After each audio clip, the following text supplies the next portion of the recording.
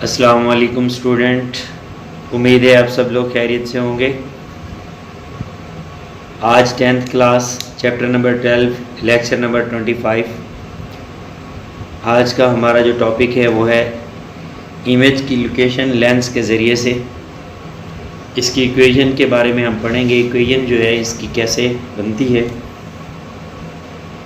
तो first of all हम एक दफ़ा लेंस से बनने वाली इमेज पे तवज्जो करते हैं, उसके बाद हम इसकी डेफिनेशन और इक्वेशन की तरफ आएंगे।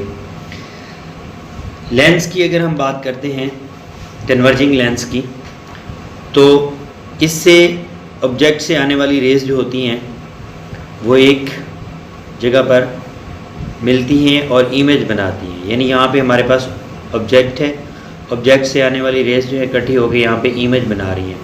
तो अगर देखा जाए यहाँ पे ऑब्जेक्ट, इमेज और इनके दरमियान पाए जाने वाली लेंथ की बात है। यानी एक ऑब्जेक्ट है, ऑब्जेक्ट से यहाँ से इस पॉइंट से लेके इस पॉइंट तक की इसकी लेंथ है, और इससे बनने वाला ये इमेज है। तीन चीज़ों की डिस्कशन हो रही है यहाँ पे। तो डेफिनेशन में हम देखते हैं इसी चीज़ को कि लेंस के ज़रिए से जो इमेज बनता है तो उसकी डेफिनेशन जो है हम कैसे उसको एक्सप्लेन करेंगे। Relation between the object and image, दो चीज़ों के बारे में यहाँ रिलेशन डिस्कस किया गया है, ऑब्जेक्ट का और इमेज का।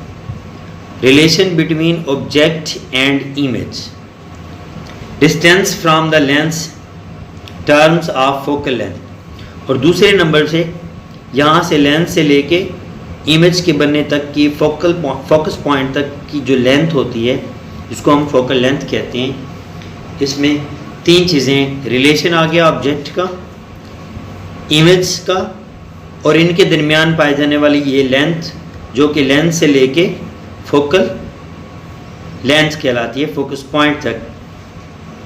Relation between the object and image, distance from the lens, term of focal length is called lens formula. इसको हम लेंस का फार्मूला कहते हैं। यहाँ पे हमने पीछे डिस्कस किया था प्रीवियस लेक्चर्स में कहीं पे कि 1/f, जैसे हमने मिरर का फार्मूला पढ़ा था, सेम वही फार्मूला है और ये दोनों लेंस के लिए ही अप्लाई होता है। चाहे कन्वेक्स लेंस की अगर हम बात करें, चाहे हम बात करें कनकेव लेंस की। 1/f, f और फोकल लेंथ है जो डिस्टेंस है लेंस और ऑब्जेक्ट के दरमियान। 1/p, p यहाँ पे ऑब्जेक्ट आ जाएगा। और q की अगर हम बात करते हैं तो q इसमें जो है इमेज डिस्टेंस आ जाएगा, q जो है इसमें बनने वाला इमेज आ जाएगा।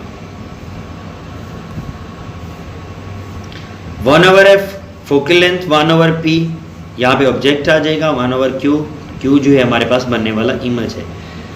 अगर हम बात करते हैं इसमें फोकल लेंथ की, तो फोकल लेंथ हमारे पास पॉजिटिव होगी। कन्वर्जिंग लेंस में फोकल लेंथ जो है हमारे पास क्या बनेगी, पॉजिटिव बनेगी, क्योंकि हमारे पास लाइट रेज जो होंगी लेंस से गुजरकर कन्वर्ज होंगी एक जगह पर।